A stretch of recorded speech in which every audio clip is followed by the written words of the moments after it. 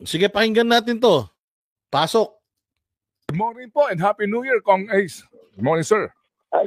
Good morning, Ted. Good morning din, DJ Chacha. Happy New Year and Merry Christmas sa inyong dalawa. Salamat. Mukhang kahit na ho, holiday, naghain ho kayo naghain kayo nagbigay kayo ng statement at meron kayong gustong paimbestigahan. Ano ho bang pinag-uugatan nito? Well, alam mo, Ted, kasi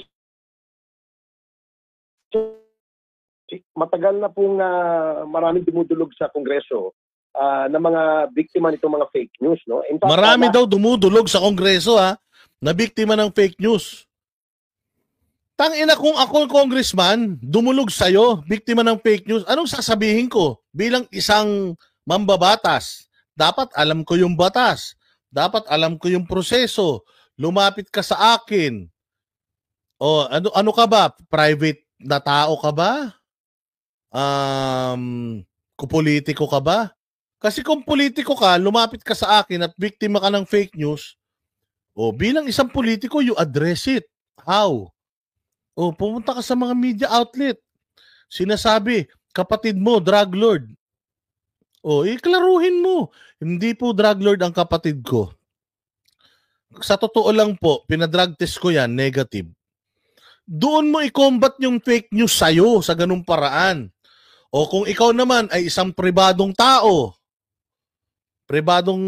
ka, lumapit ka sa Congress. Anong sasabihin mo kung ako si congressman?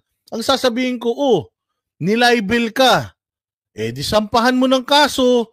Hindi Congress ang tamang avenue for that. Punta ka sa piskal, magsama ka abogado, gumawa kayo ng kaso, kasuhan mo yun ng libel sa'yo. Plain and simple. Meron tayong libel sa Pilipinas Mantakin mo, ang dami daw dumulog na biktima ng fake news sa Congress, hindi mo alam how to handle it.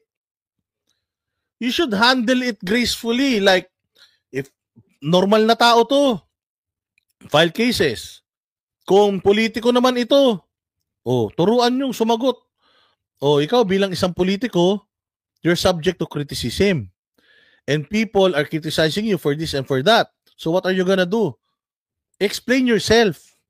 Mag-vlog ka, contact a vlogger, or magpa-media ka, and you address the issues na ibinabato sa'yo ng mga tao. Okay? Yun yung tamang gawin. Ano to? Kada may lalapit sa inyo, paiimbestigahan nyo? Sir, kada may lalapit sa inyo na kada may mga lalapit sa inyo na mga magtatanong-tanong or magre-reklamo, iimbestigahan. Puta, hindi naman kayo investigador. Mga congressman po kayo, baka nakakalimutan po ninyo yung trabaho nyo, gagawa po kayo ng batas. Ngayon, ang sinasabi ninyo, dahilan ninyo, ang daming lumapit sa inyo, kaya sa tingin ninyo, dapat nang i-ratify yung batas. Niloloko nyo sarili nyo pagka ganyan, di kami naniniwala. Opinion ko to Hindi ako naniniwala. Pwedeng mali ako, pwedeng tama ako. Pero ako, personally, hindi ako naniniwala. Does it make me a fake news peddler? Dahil lang di ako naniniwala sa'yo? So ano yun? Lahat na lang nasasabihin mo, oo kami? Ano ka, diktador ka? Pati yung emosyon namin personal, tinuturuan mo na kung anong gagawin namin? Diyos nga 10 lang yung utos Ikaw lahat, gusto mo ng sabihin mo, tama? Di ba? Sino dito religyoso? 10 lang utos ng Diyos Hindi nga siya choosy. 10 lang yung ayaw niyang gawin mo. Tapos itong si Congressman Barbers, gusto niya lahat ng sabihin niya, siya tama, hindi mo siya pwedeng tuligsain. Hindi mo siya pwedeng hindi mo siya pwedeng banggain, hindi ka pwedeng madismaya sa kanya. Sana nangangampanya ka, yan na yung plataforma mo, bawal madismaya sa akin, ganun. Pag mali yung ginagawa, sir, sisitahin. Di ba? Kung merong issue, merong chismis sa pamilya mo, bilang isang halal ng taong bayan, public office is a public trust, dapat i-address mo yun. Anong sasabihin ng tao? Meron kang kapatid na drug lord. I-address mo yun. Patunayan mo na wala. Plain and simple.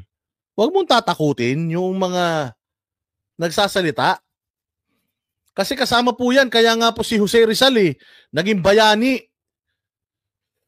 Dahil nagsalita siya against tyranny, against yung mananakop.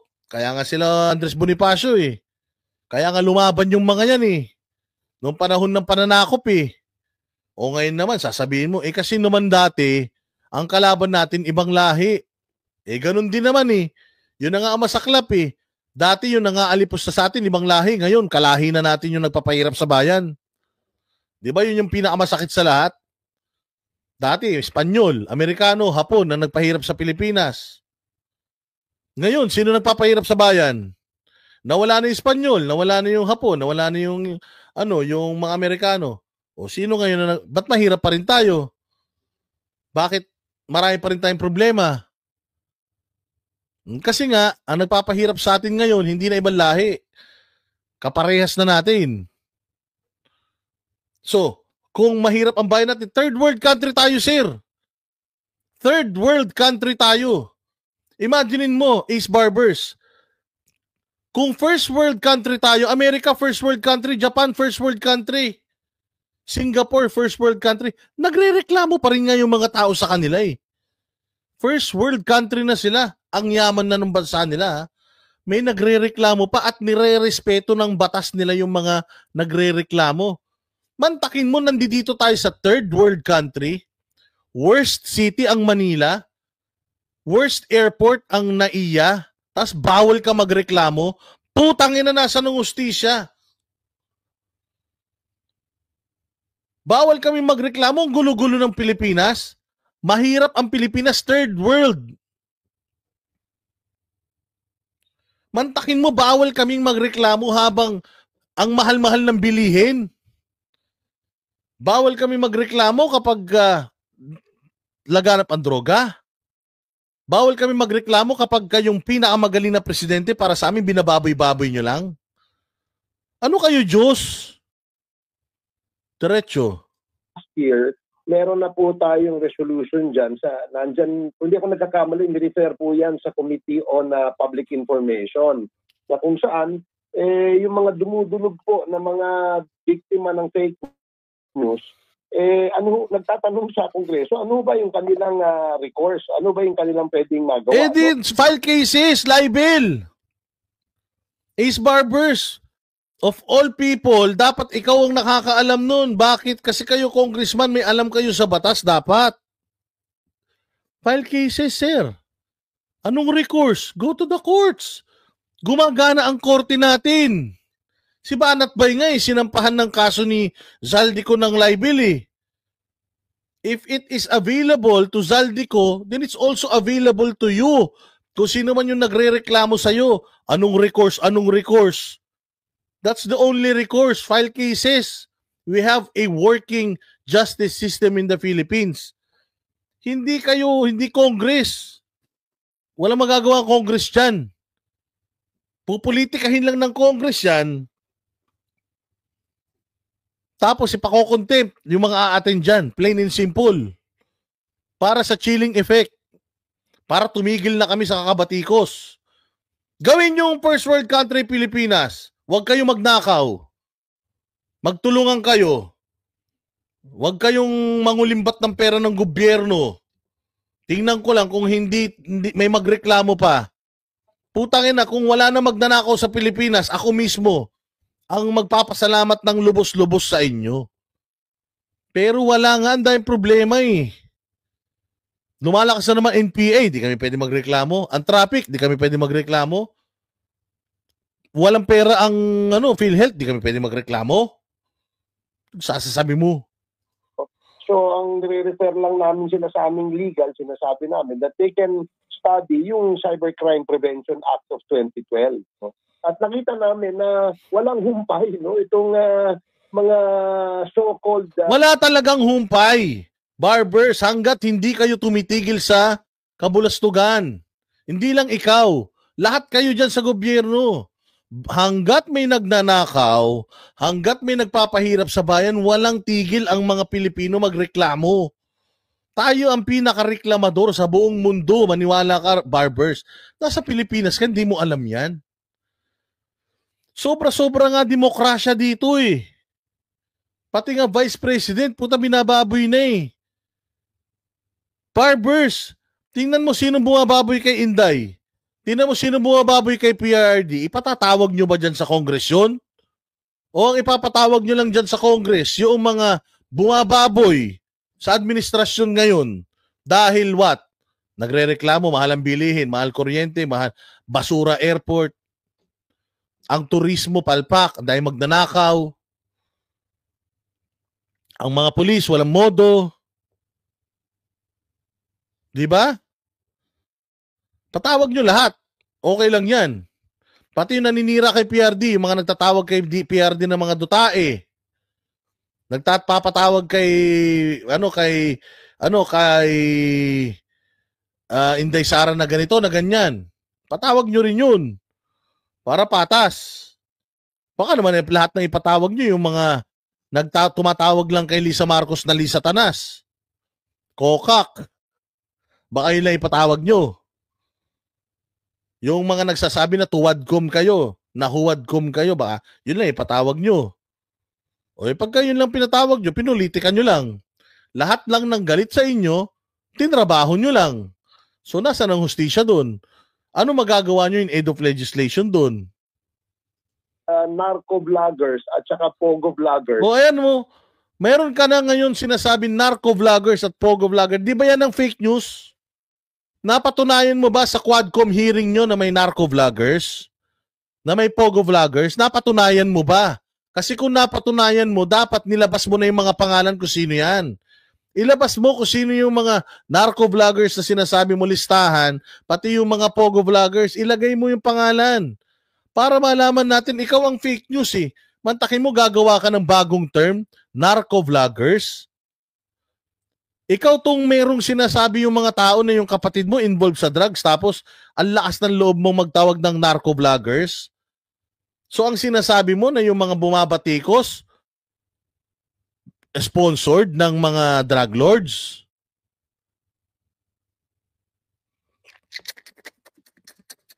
Bang klase ka ha? Narco-vloggers. Ang bigat nun. So lahat ba ng babatikos sa inyo, lahat ng magsasabi na ayaw nila sa Quadcom, lahat yan siya narco-vloggers or narco-criticizers or pogo-criticizers? Mali yun, sir. Mali po yun. Alamin nyo bakit ayaw nila. Ayaw namin sa Quadcom. Bakit? Kasi pinupolitika mga Duterte. Eh di yun ang i-address nyo na part. Hindi namin pinupolitika mga Duterte.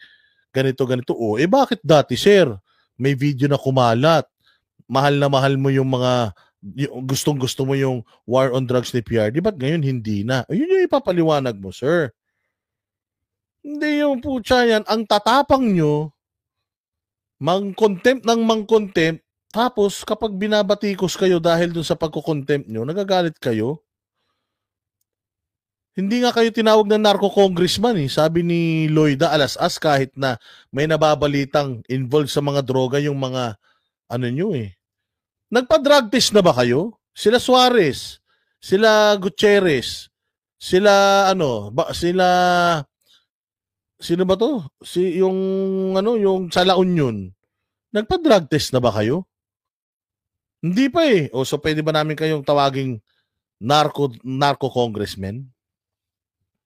Pwede ba namin tawaging narco-congress yung Di ba hindi? Kaya wag niyong tawaging narco-vloggers yung mga hindi pabor sa mga pinagsasasabi ninyo. Maglabas kayo ng listahan ng mga binabayaran ng mga drug lords, ng mga vloggers. Ilagay nyo rin sinong drug lord yung nagbabayad. Tapos syempre, kailangan, pag nagsalita kayo ng ganyan, dapat meron talaga kayong preba. Dapat may resibo kayong hawak. Dapat meron kayong text messages na hawak. Dapat kahit payslip. Malalaman mo lang naman na binabayaran ka through payslip. Di ba? O yun, dapat meron kayo nun bago kayo magsalita ng narco-vloggers, pogo-vloggers. Kasi ginagamit nyo lang yung dalawang salita na yan para talagang magkaroon kayo ng reason to investigate. Wala naman pala kayong ebidensya eh. Hahanap pa lang kayo ng ebidensya eh. Ba't nagsasalita na kayo ng narco-vloggers saka pogo-vloggers? 'Di ba? Kayo na din ang nagsabi, DOJ na rin ang nagsabi na hindi maiko-connect yung Pogo sa mga Duterte. So ngayon, ang anggulo na bago, yung mga Pogo binabayaran yung mga vloggers. Para saan? I-promote namin yung Pogo. Meron bang vlogger dito nagpo-promote ng Pogo? Wala naman. Ayaw namin na sugal eh. Hindi lang Pogo tinututulan namin, pati yung online sugal, yung mga yung mga talpakan. No, ayaw namin 'yan. Yung tawag doon, yung bago ngayon. Yung kinakabaliwan ng mga tao na kahit padala 2 piso pwede kang tumaya. Yung may bomba-bomba na ganyan sa cellphone, tawag diyan. Basta yun na yung bagong ngayon, bagong in ngayon eh. May nakita pa nga ako doon sa TikTok noon nakaraan. Binibidyohan siya na ganyan, nagtatalpak siya na ganun. Yung scatter, yan, scatter. Tingnan mo, di nga namin alam yung pangalan eh. Tapos tawagin kaming Pogo, Pogo vloggers. Ayan scatter, ganyan. Nung hindi siya nanalo, hinampas niya yung cellphone niya sa bakal. Puta, warak yung cellphone niya. Problemado siya ngayon. Nasira yung cellphone niya. So, ganun nakabaliw yung mga Pilipino dyan. Ayaw namin yan. Ayaw namin sugal. Putang ina, kahit kasino, pasara dito eh. Tapos tatawagin mo yung mga vloggers na hindi tumutugma sa pananaw ninyo na Pogo vloggers. Kapal naman na mukha natin, sir. Ingat-ingat ng konti sa pagsasalita, babalik lahat sa mukha niyo yan. Na kung saan ay walang humpay yung kanilang paninira doon sa mga tao, lalo na sa mga politiko, in the guise daw politiko. Freedom of expression. Natural, freedom of expression, politiko. Yun yung keywords. Pag politiko ka, dapat hindi ka balat sibuyas. Yan ang sinasabi ng Supreme Court. Na kung pwede ka namin murahin, pwede mo rin kami murahin. Di magmurahan tayong dalawa. Murahin mo rin ako. Walang problema. Hindi kita didemanda. Murahin mo ako ngayon, Barbers. Putang ina mo talaga, boss. Dabuisit ka. Okay lang. Huwag ka magagalit pag minura din kita. Ganun lang yun. Plain and simple. Masyado kayong balat sibuyas. Huwag kayong tumakbo sa gobyerno. Huwag kayong mag-congressman. Huwag kayong mag-mayor, mag-gobernador, mag-senador, mag-presidente. Putang ina, mag-private person kayo. Magnegosyo kayo sa sarili nyo. Huwag kayong sumama sa politika. Hindi namin kayo papansinin.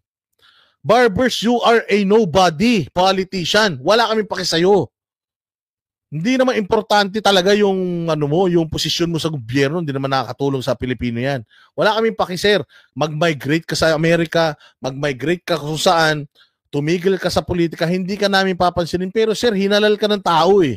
Binoto ka ng tao eh.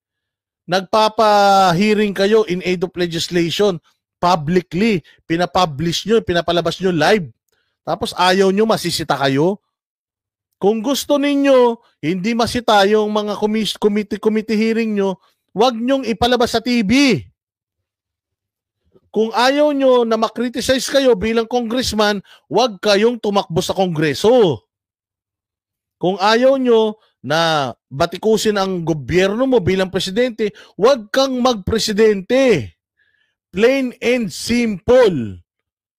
Sa ganung paraan, mawawala na yan. Yung mga almoranas nyo, mawawala na yan, sir. Hindi na kayo papansinin ng tao. Magtanim ka ng kamote, Barbers. Wala kaming paki sa'yo. Promise. Pero hanggat nandiyadyaan ka sa Quadcom, sinisiraan mo yung mga Duterte na mahal ng taong bayan na naghatid ng napaka-peaceful na Pilipinas noong panahon niya, magagalit kami, sir. Magagalit kami. At huwag kang magalit na magalit kami. Kasi feeling namin mali ka. Yun lang naman yun. Freedom of speech. Malinaw po sa desisyon ng ating Korte Suprema na kapag ikaw ay kumukutya o ikaw ay nagki-criticize sa isang public official, dapat po ito ay hindi ho absolute, no? Ito ay limitado lamang sa pag-criticize sa kanyang trabahong ginagawa. Oh, di ba tinikriticize ka naman sa trabaho mo, Barbers? Kinikriticize namin yung maling opinion mo. O anong masama dun? Kinriticize ka ba namin sa itsura mo? Sa lifestyle mo? Hindi naman. Anong kinikriticize sa'yo? Anong kinikriticize sa mga congressman? Relos. Self-righteousness. Naghahanap ng butas ang mga tao sa inyo kasi kung makapagsalita kayo sa Congress, parang ang linis-linis nyo. Squeaky clean kayo. Para kayong epitome ng self-righteousness, ng pagiging mabait. Sasabihin nyo corrupt, tapos naka-luxury car kayo. Bulletproof. Sasabihin nyo narco vloggers, tapos yung may mga kapamilya kayo na nababalita involved sa drugs. Di ba? Yun lang naman yun. Kinikriticize kayo saan? Magkano ng sweldo ng congressman, tapos wala pang 300,000 ang sweldo yata ng congressman eh. Tapos ang relos nyo, 10 million, 20 million, 30 million. Naka-bulletproof kayo na SUV? Naka-artista van kayo? Pagkasona, yung mga damit ninyo, ang mamahal? Ayaw nyo i-criticize kayo sa ganun. Sir, mahirap Pilipinas. Kung mayaman ang Pilipinas katulad ng Amerika, Japan, Singapore, Hong Kong, kahit mag-Versace kayo habang naliligo, wala kaming paki, afford natin pare-parehas yan. Pero sir, nasa third world country tayo. Rampant ang drugs, rampant ang crime, ang smuggling, yun ang dapat na tinututukan nyo. Hindi yung mga hindi yung mga vloggers na taliwas yung opinion nila sa opinion nyo. Pero kung personal na ang papasukin, halimbawa, inaakusahan na ikaw ay isang rapist, ikaw ay isang drug lord. O, sino ba nag-akusa sa'yo na rapist ka? Si Franz Castro, congresswoman yan. Child abuser. Putang ina, grabe nga kayo kung mag-akusa sa mga Duterte. Barbers, kayo nga nag-aakusa sa mga Duterte na may sindikato sila eh. Tapos pag iba hindi pwede mag-akusa sa inyo, pag kayo pwede kayo mag-akusa kahit hindi naman kayo investigative agency, kahit hindi naman kayo huwes, hindi naman kayo korte, ginajudge nyo na yung mga Duterte na ganito, na ganyan. Pag kayo pwede, pag kayong tao hindi. Hindi nyo naman trabaho yan. Sir, mali po yan. Sir, mali po yan, Congressman. Mali po yung pananaw na yan. Kung halimbawa, si Paduano, sinasabi na marami siyang pinatay. Sino ba mga nagsasabi nun? Mga dati niyang kasamahan sa NPA. Di ikurok niya. Ano sasabihin niya? Hindi po totoo yan. Plain and simple. May batiko sa kanya. Anong gagawin? Hindi po totoo yan. Hindi po ako, wala pa po ako napapatay kahit isa. Di ba? Halimbawa ikaw, sinabihan ka, yung kapatid mo, involved sa drugs. Ano sasabihin mo? Hindi totoo yan, sir. Hindi totoo yan. Walang ganyan. Si Boying Rimulya nga, nahuli na yung anak, dininay pa eh. Yung droga eh. Di ba? Hindi daw kanila eh. Pag merong banat sa'yo, i-clear mo yun. Address mo yun. Hindi pwedeng magbabalat sibuyas ka tapos iiyak ka magtatago ka sa kapangyarihan ng contempt powers ng Congress. Ikaw ay isang murderer. Parang meron hong borderline yung sinasabing malicious intent. Na Hindi ba? Ganyan ang ginagawa nyo? You're calling the Duterte's murderers? Di ba? Ganyan din ginagawa nyo na kahit na hindi pa naman sila guilty beyond reasonable doubt sa korte ng Pilipinas, you're calling them murderers already?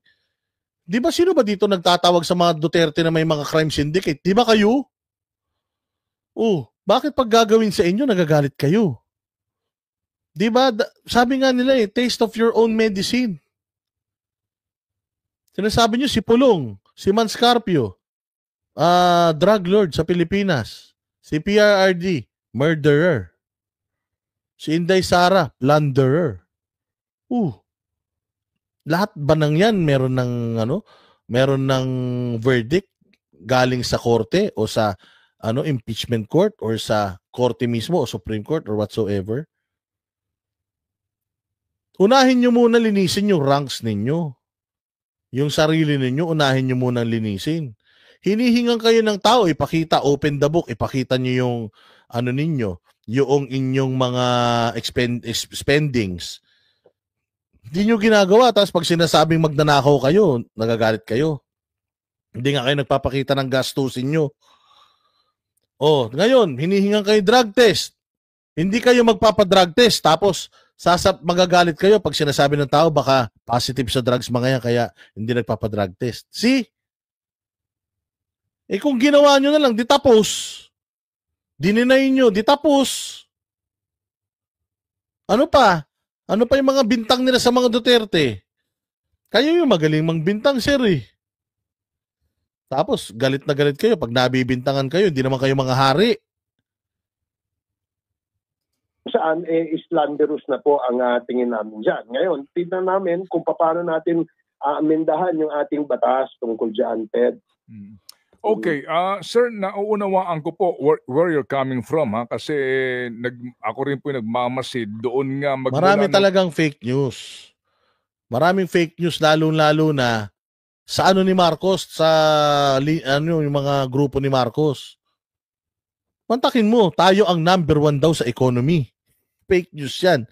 Tanginan yan, ang hirap-hirap ng Pilipinas, neck-neck nyo. Mantakin mo, sinasabi ni Bongbong Marcos na bumaba ang crime rate. Putangin niyan, paano nangyari yun? Ang dami-daming droga na uhuli sa Pilipinas.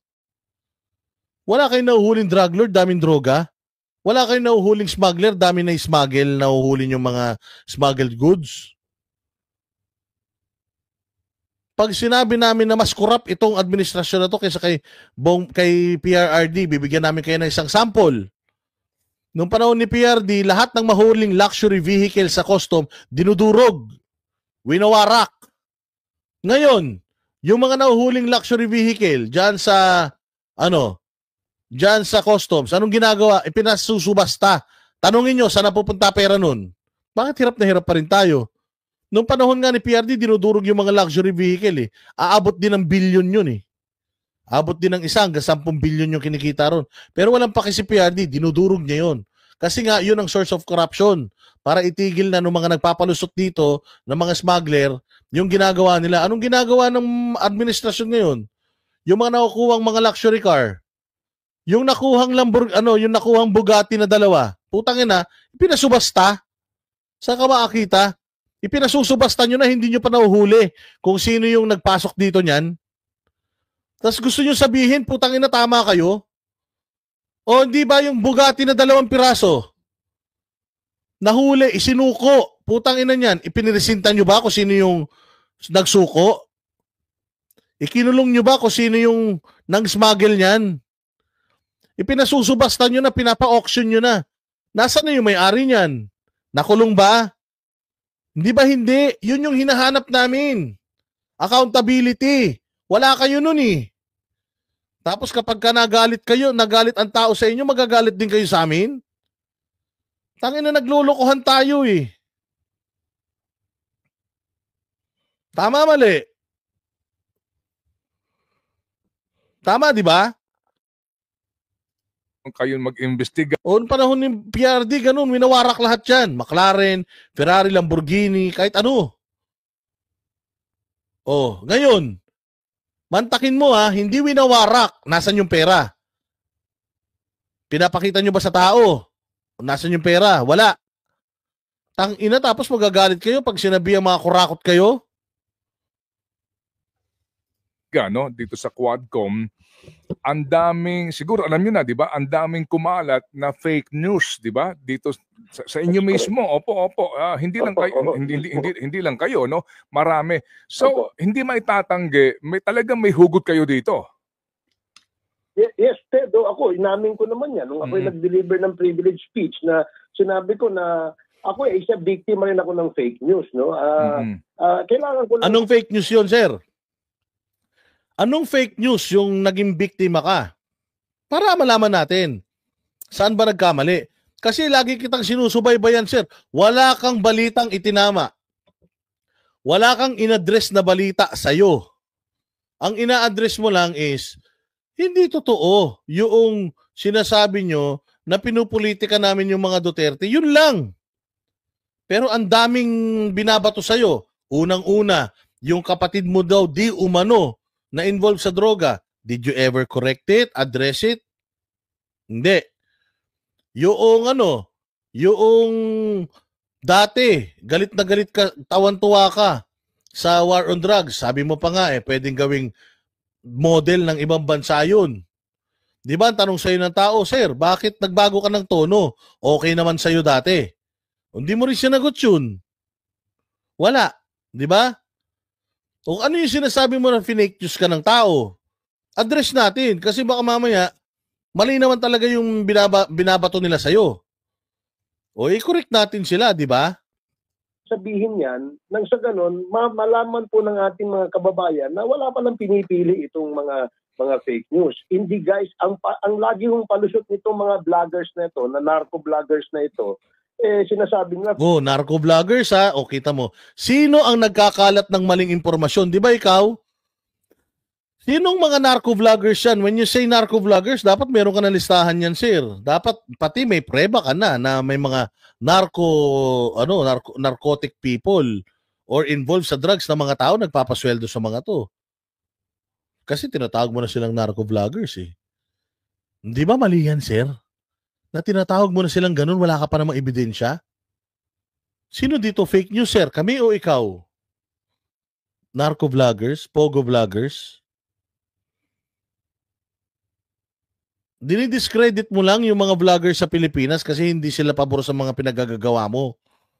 Sabi nga ni ng isa nabasa ko sa social media na kapag ikaw pinatawag dito sa Congress, use it as a badge of honor. Ibig sabihin ano sila sa iyo? Sapul sila, butthurt sila sa sinasabi mo. Kaya pinatawag ka nila diyan.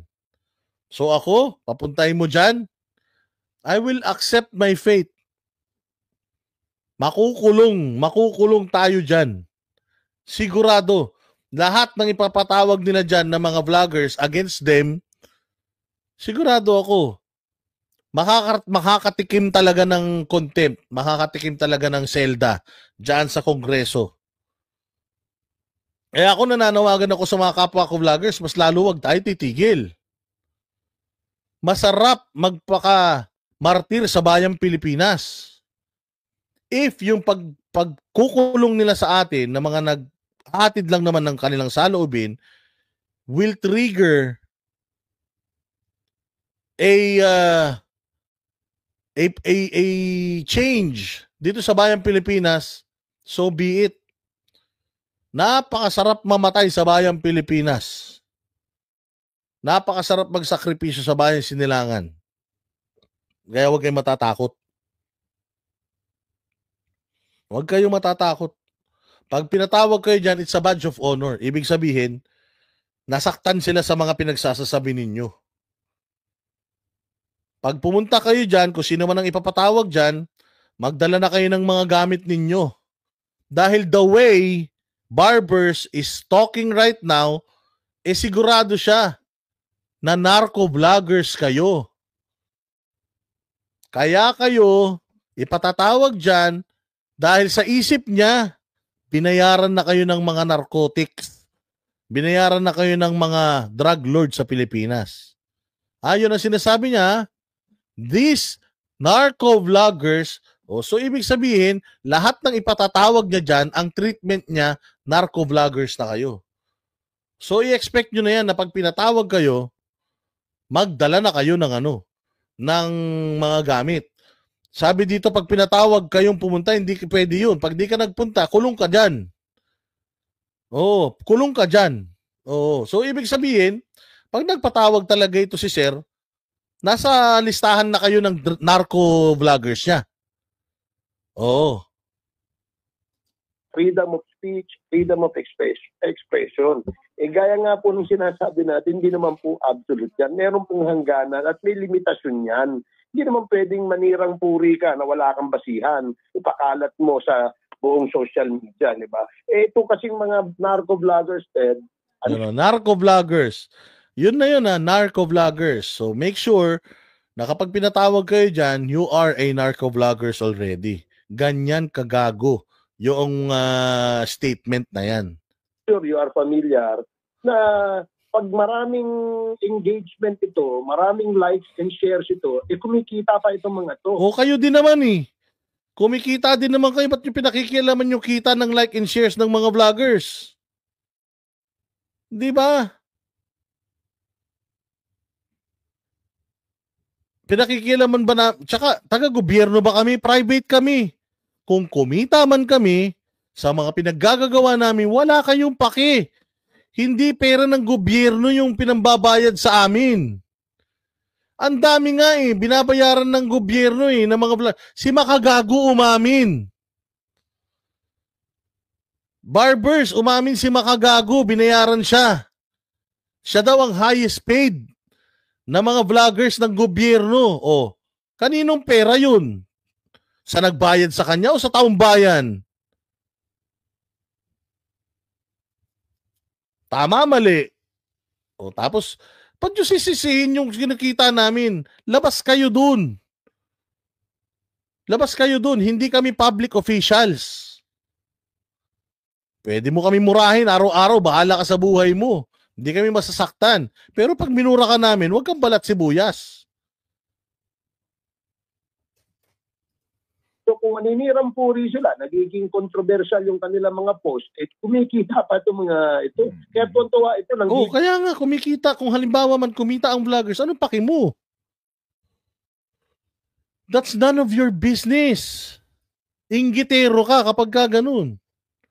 Kapag marami nagpapakulay dito, ibig sabihin na inggit ka. para ka talaga yung mga vlogger sa kabila. Pag marami nagpapakulay dito, na inggit. Labas ka na dun, sir. Hindi mo na trabaho yun. Kung kumikita man yung vlogger, dahil sa ginagawa niya, labas ka na dun. Now, question is, tama, mali yung sinasabi ng vlogger. Kung mali, deny it. Kung tama, di manahimik ka. Say plain and simple. Gigil ito kapag ito ay nagpapahayag ng mga fake news. Opo. Sige. So, ano po ang balak ho ninyo dito? Kailan kaya ito? At anong mga komite ang posible pong humawak sa pagdinig? Well, doon po sa resolution na inihain namin bago po mag-break ang Kongreso sa Christmas break, nirefer po itong resolution na ito sa tatlong committee po Committee on Public Information. So tatlong komite. So tatlo na naman yung committee chairman dyan. Parang Quadcom yan. Yung Quadcom, 4 na committee. So ito tatlo, Tricom. Wow. Pucha, ilang buwan to. Pagka ganito na naman. O ilang buwan na hearing na naman yan. Gaano kalaking gastos na naman yan. Imagine. Committee on Information Technology at saka Committee on Public Order. Ted, dito yata ni-refer itong aming resolution na ito. So, ang layunin nito ay hindi para pigilan yung mga pagpapahayag ng malayang pagpapahayag. Ano pala? Layunin yan, hindi pigilan yung malayang pagpapahayag. Ano pala ang layunin yan? Kahit sino. Wala hong problema dyan. Wala naman palang problema. Ba't nagreklamo ka, Barbers? Wala naman palang problema. Bakit umiiyak ka? Kung mag-criticize din lang po sila, para lang po dumami yung kanilang likes and shares and engagement para kumita sila, medyo may something is wrong, di ba, sa aking palagay. Hindi, sir. Ganito lang yan. If you don't like my content, we are in a democratic country. Do not watch my YouTube. Do not subscribe to my channel. You can block my channel as much as you want. Block mo. Huwag ka manood.